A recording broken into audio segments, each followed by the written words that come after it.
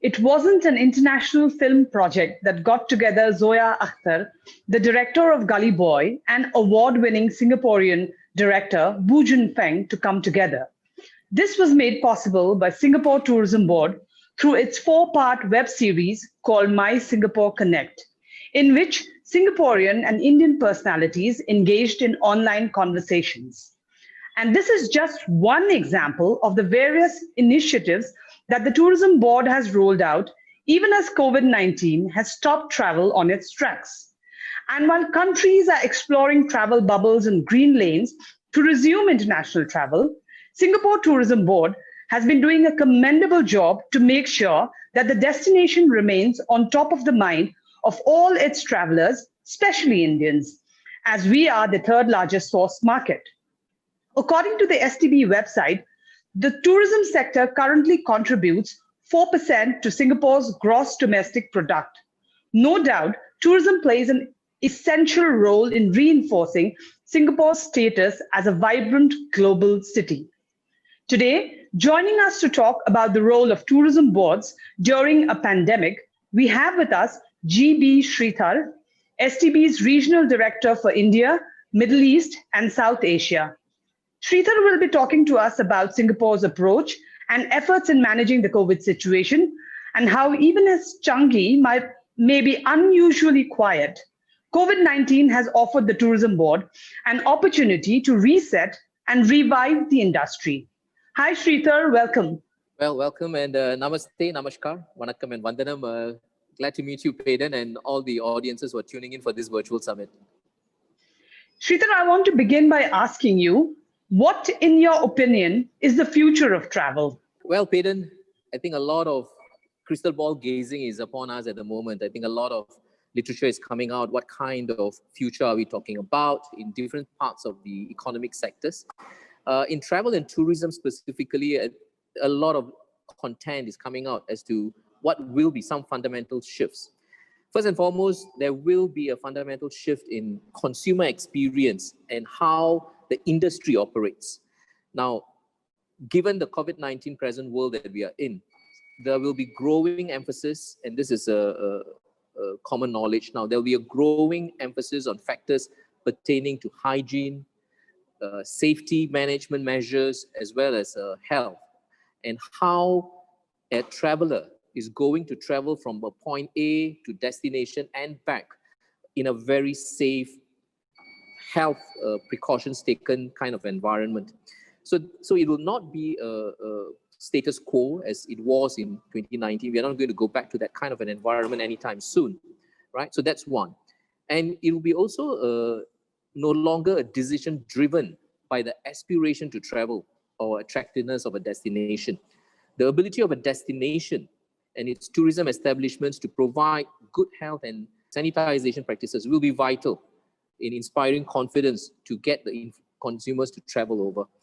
And I think quality brands, how destinations are able to handle different elements of a consumer journey, that is going to come into play a lot. So, I mean, for India specifically, having been in this market, I would say that when travel and tourism has now, before COVID-19, had become an important an important discretionary spend item on any consumer. Moving forward, it could potentially be something like a traveler is going to consider various options before deciding to travel. So it is going to go back into the space of, do I need to travel? If I'm traveling, how do I travel? Where do I go? And how do I make sure that I get to that place safely and back? So there will be some fundamental shifts in the travel and tourism industry. Srithar, you made this point about travel being a discretionary spend. So if you had to define, the immediate focus area for a tourism board like Singapore Tourism Board, what would those be? For us, well, we are looking at, as travel restrictions are gradually eased, tourism will probably start looking inwards first, right, in domestic tourism. And how do we make sure that the destination is getting ready to welcome travelers in a very safe environment? In Singapore's case, we have launched Singapore Rediscovers, a domestic campaign, where we are encouraging the Singaporeans and residents to go and experience Singapore. And tourism businesses are re-engaging a visitor audience. So this will allow the various attractions, hotels, tour operators to have a sense of how do you re-engage a consumer space in this COVID present world. And through a wide range of partnerships with lifestyle and tourism businesses, we are getting the campaign to have unique value for money experiences. And this will then get the locals to experience it. And at some point, right, we are also then looking at this will then set up for the international travelers when the borders are opened and Singapore is ready to welcome travelers back. The other initiative, and that's something that we have recently launched, is a new initiative to reimagine travel for Singapore and the rest of the world by sparking conversations, stories, and ideas to collectively shape and understand the future of our sector. So we have called it Singapore Reimagine. And this platform will kick off with Reimagine Travel Global Conversations, which is a series of forums around the world to catalyze discussions on how to reshape global travel. So for a start, STB will share our learnings and how the public and private sectors have come together to create new possibilities for our visitors. So in many ways, when we are going forward, we will be looking at domestic tourism, learn from the experience, learn from the various feedback that's going to come in as to how visitors' experience can be enhanced in the COVID-19 present world, and then tweak what's necessary to make sure that when the borders are open, we are getting ready to welcome the international travelers in a very safe and health-conscious manner, but at the same time, they are able to enjoy their experiences in Singapore. Yes, Singapore has been very cautious in opening its borders. You know, we've seen that. We've seen that with the Hong Kong and Singapore tourism bubble as well.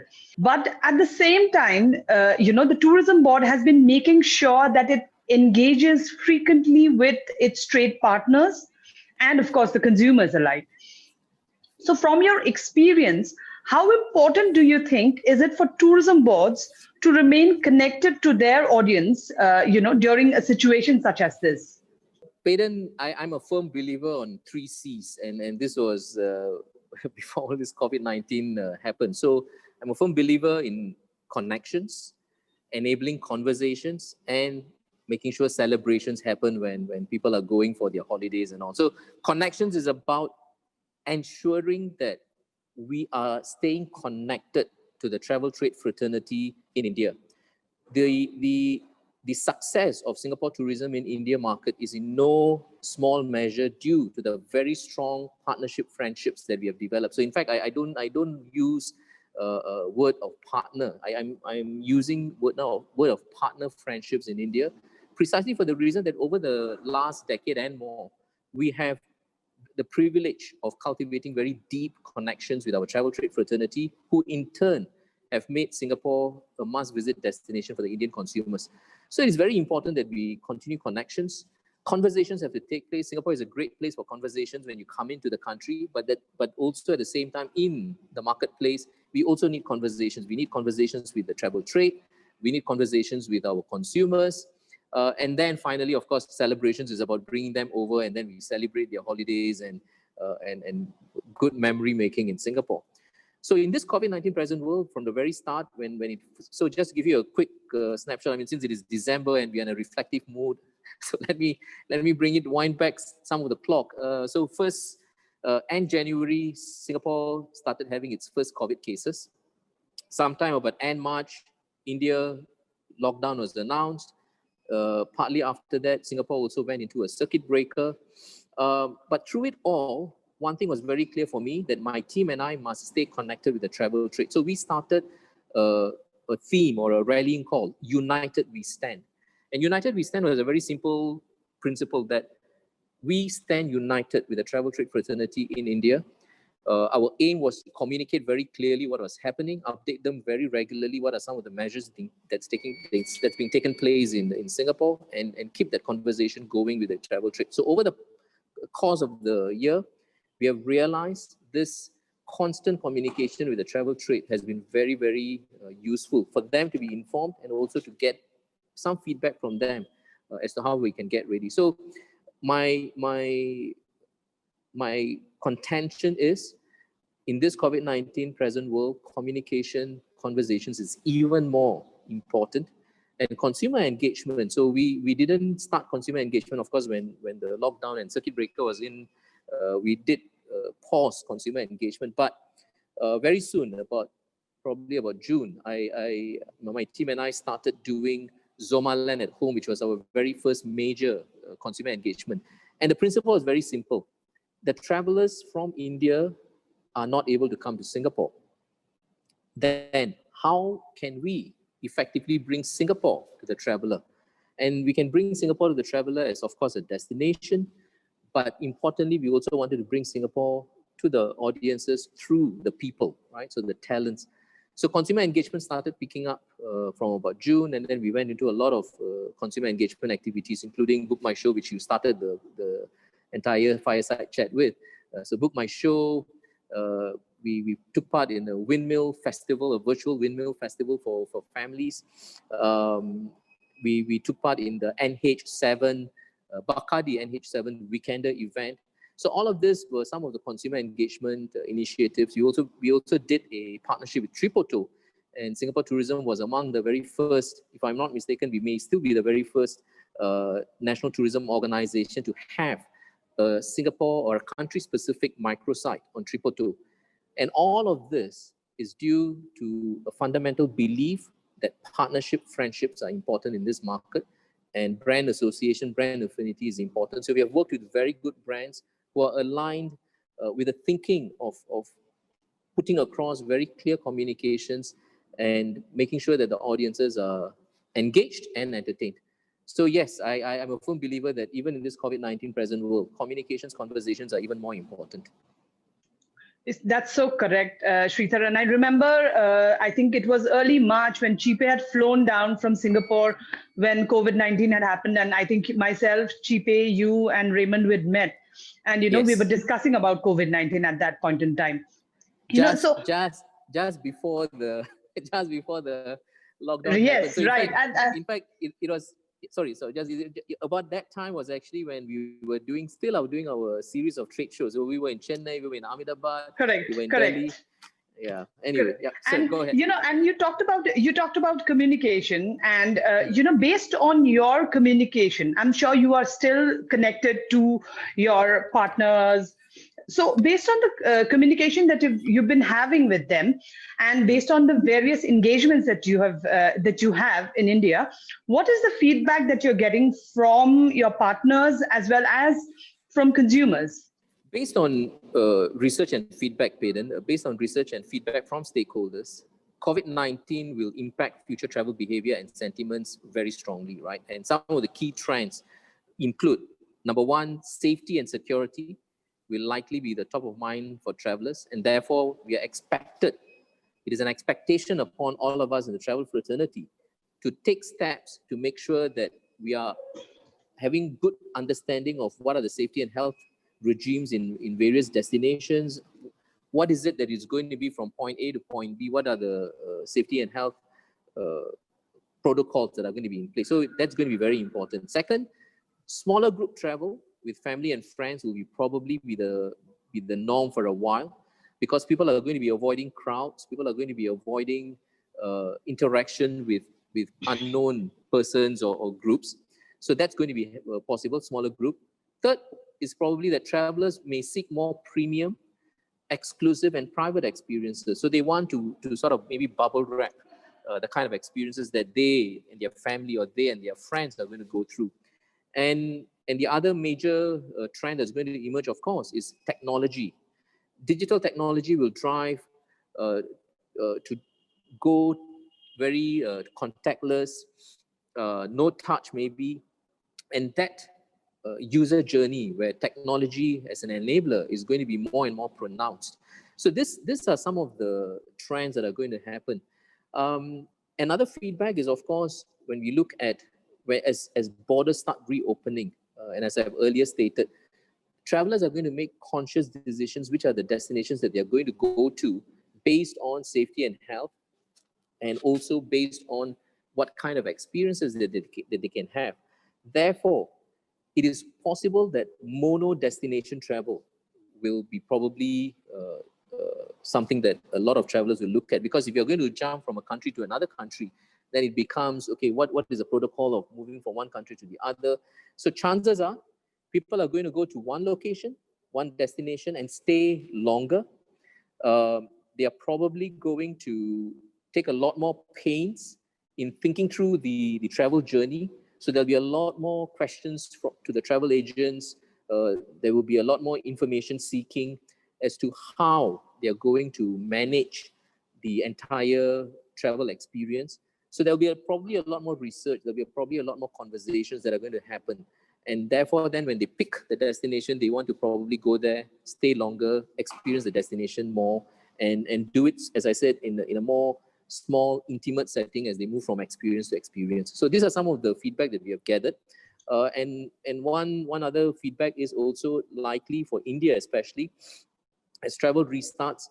Southeast Asian countries may be in focus, together with, of course, other destinations like Dubai, Maldives, which is already open.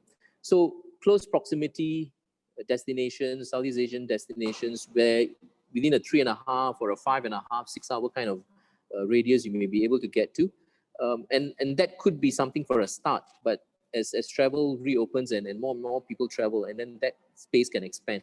So it probably be, as travel restarts, people are going to be a bit more deliberate about their travel choices. And as they get more and more comfortable, then the travel options will open up in the years to come. Yeah. Correct. I think the point that you made about mono destinations is very important, wherein people will be, flying into one destination and staying longer. I mentioned it earlier as well, and STB has been doing a phenomenal job in, furthering the cause of Singapore as a destination. But then you have also been backed very heavily by industry players. They've been very crucial in ensuring the success and, of course, the growth of the sector together.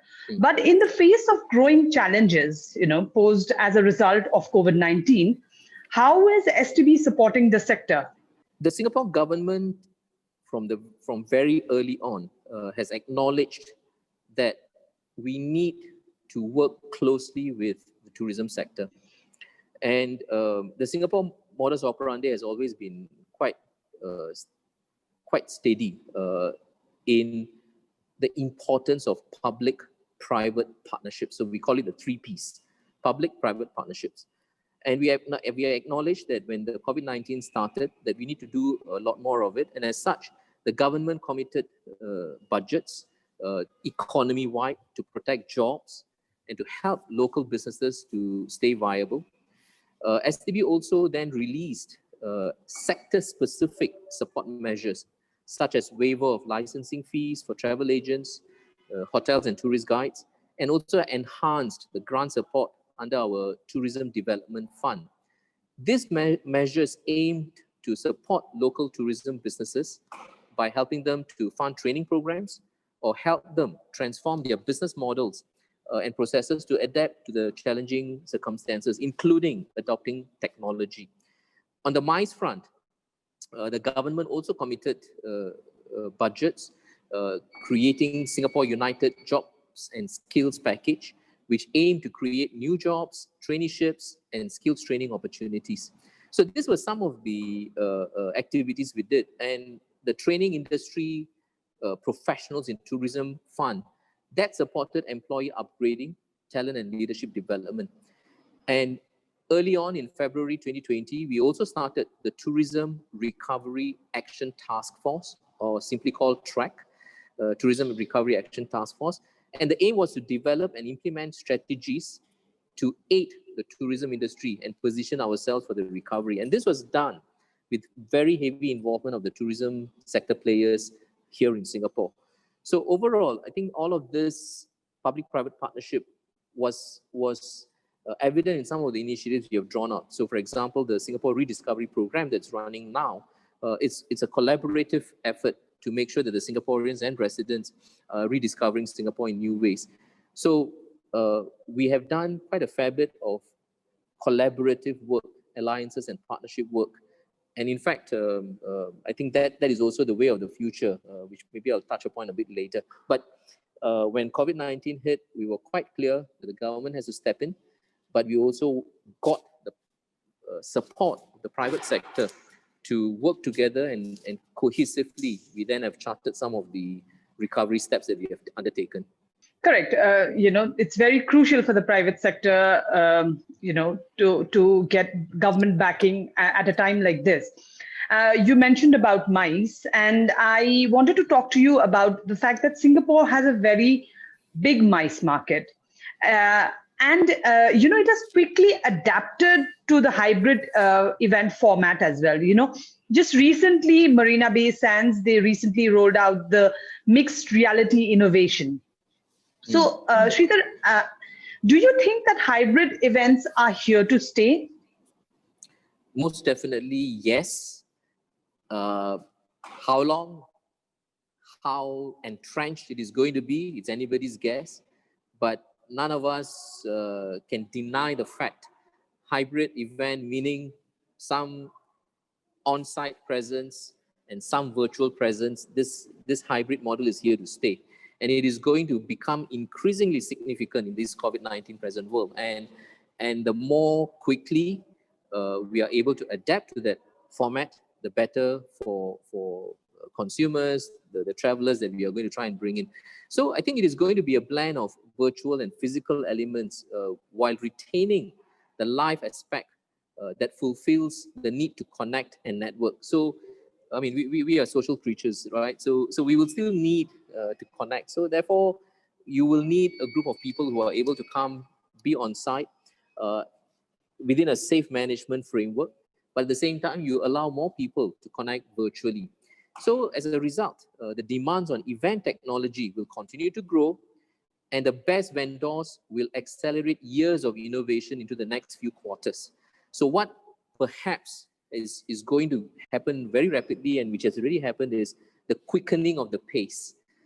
As it is even before COVID-19, a lot of talk was there in the travel sector as to how technology should be embraced a lot more. Because when you look at other industries, whether it's logistics, whether it's fintech, there was a lot of adoption of technology. Travel and tourism was slightly behind the curve, but COVID-19 has now fast-tracked everything.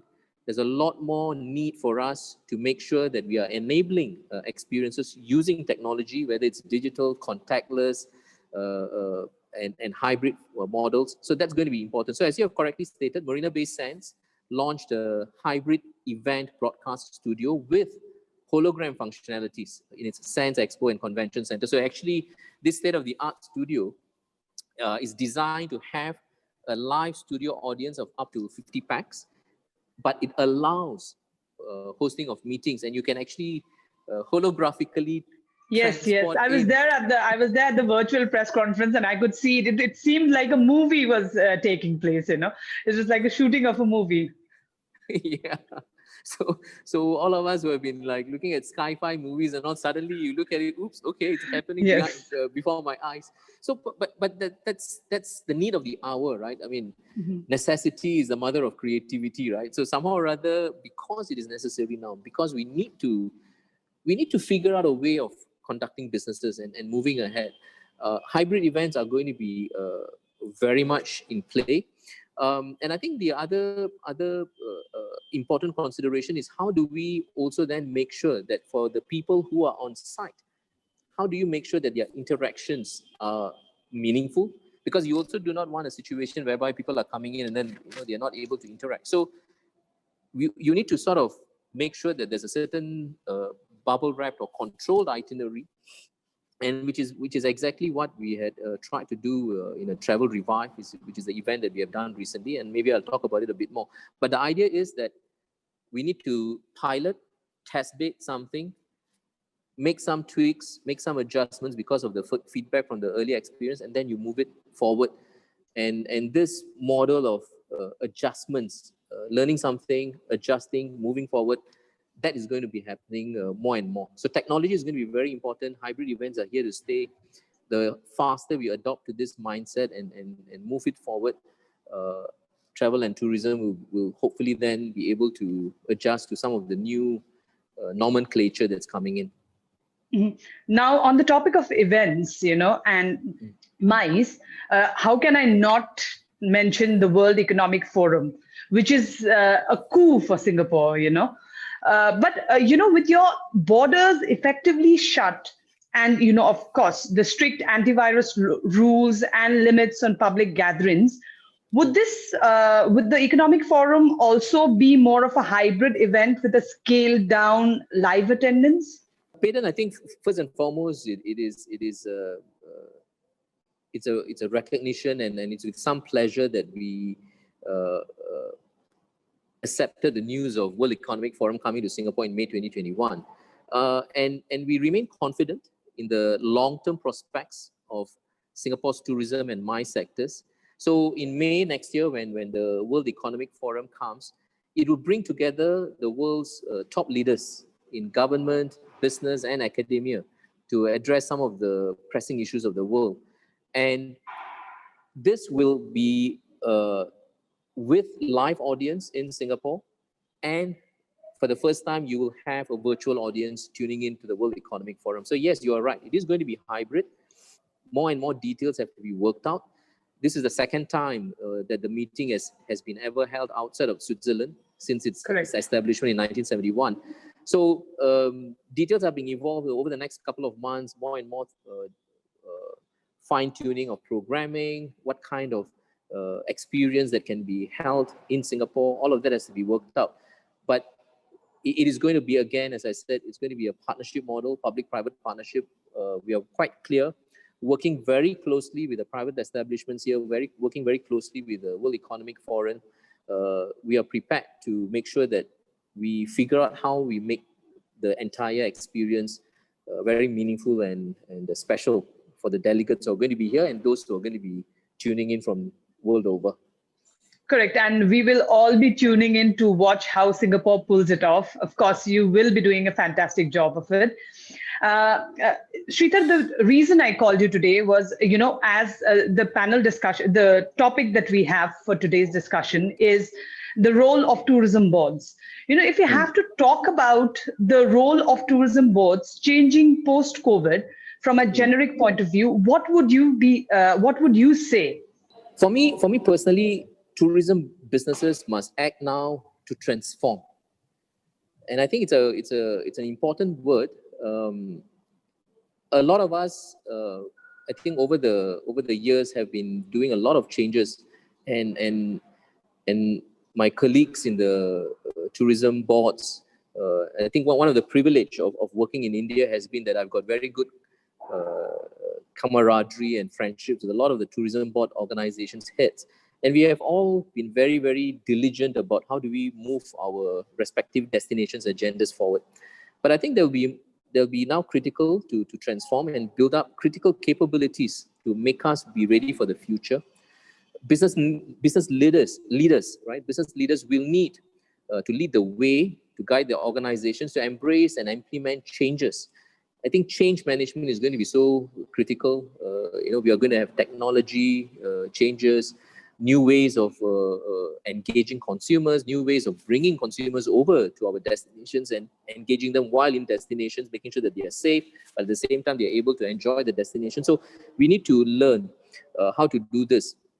And for me personally, I think if I want to sum up, in fact, I was just in a discussion earlier today with the chief operating officer in Sentosa, and we were talking, Srithar and then Sakin, who was the COO in Sentosa, and I was wondering what is going to fundamentally change may actually be revisiting some core element that we already have, but doing more of it, which is alliances and partnerships.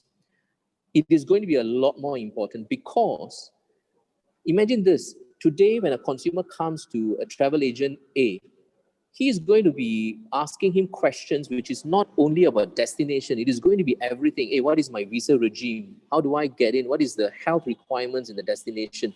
What is the experience from getting from Mumbai airport to my plane and then into Changi airport and then from Changi airport out and then I go into a hotel, I go to an experience. So the entire value process and value chain and the consumer experience has to be something that perhaps a travel agent has to be familiar with, and he needs to be having that information from the National Tourism Organization, which may not have every information. So then I have to make sure I got the information from my attraction partners, from my DMCs, from my hotels, from my airline partners. So alliances and partnerships are going to be very, very important. And I do think that for a market like India, especially, where travel agents and travel trade fraternities are a very important segment for us to engage the consumers through, this alliance and partnerships is even going to be more pronounced in the coming years.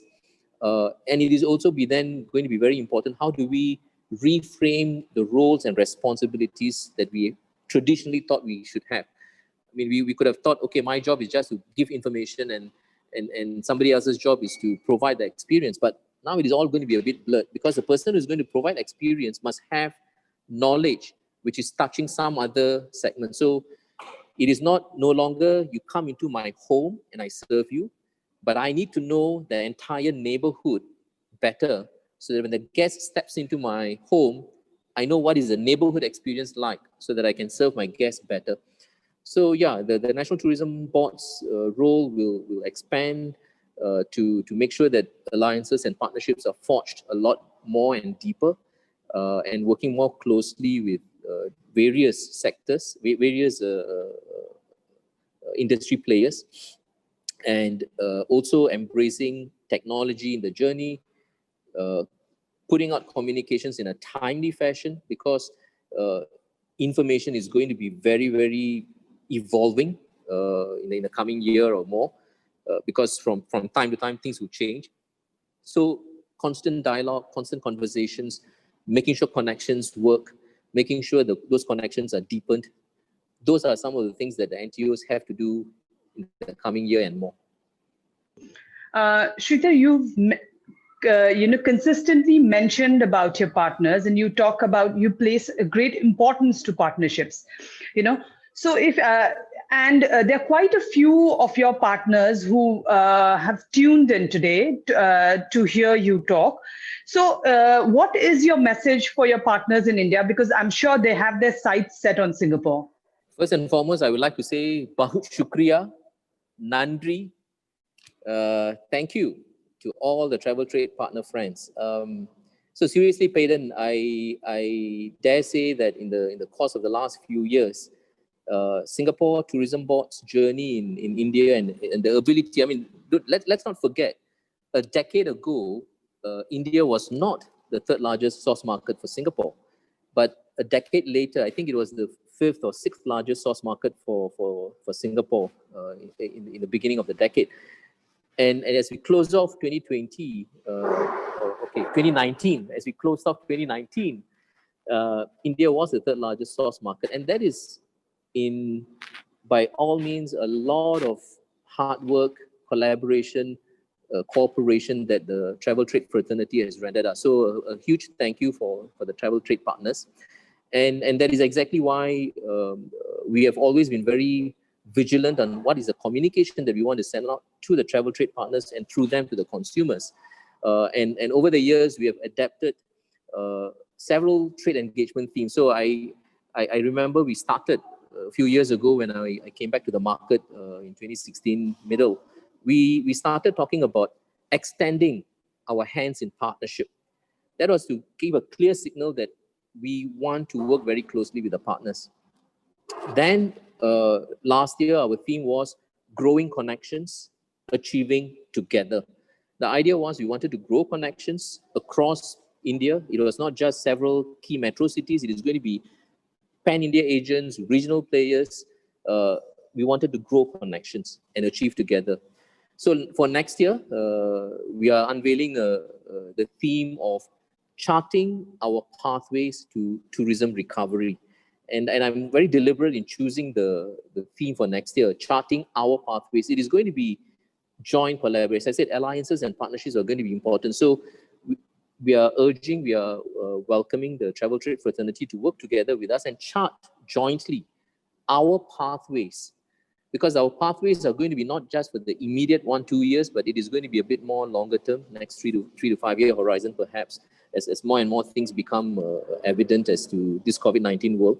But charting our pathways to tourism recovery will take collaboration, will need conversations, trust building, and making sure that all of us are working towards a common goal of making sure that the travel and tourism sector restarts and recovers as quickly or as soon as possible, bearing in mind, of course, all the safety, health requirements that are needed. It is going to be deliberate. It is going to be very cautious. It is going to be very gradual. We are very clear about that. Singapore will not be opening up its borders without making sure that things are in place, necessary safety protocols are in place. So it is going to be a cautious, gradual process. But the role of the travel trade fraternity, the media fraternity like yourself, is going to be so important for us to communicate and connect with our audiences in India. Thank you, Srithar. Thank you very much for a most engaging conversation. And while you are charting your pathway, we are sure hopeful about the future. Of course, you've given us enough to think about the future, and the journey to reimagine travel, of course, has already started in Singapore. And the Tourism Board has been undertaking this journey together with its stakeholders in Singapore and the partners around the world. We look forward to the Tourism Board co-creating ideas and strategies with all of them to make travel better. Thank you for keeping the hope alive. Thank you. And united we stand. I'm sure this too shall pass. We are at the end of 2020. So let us be grateful wherever we are. Let us be grateful for the year. It has given challenges, but it also has given us opportunities to think new, think fresh. And my wish for 2021 is, let it be a much better year beyond our cautious expectations that we have today. I hope it is a much better year than what we are cautiously hoping for next year. So let us have a good 2021. Merry Christmas and Happy New Year. And touch wood to that. Thank you. Thank you.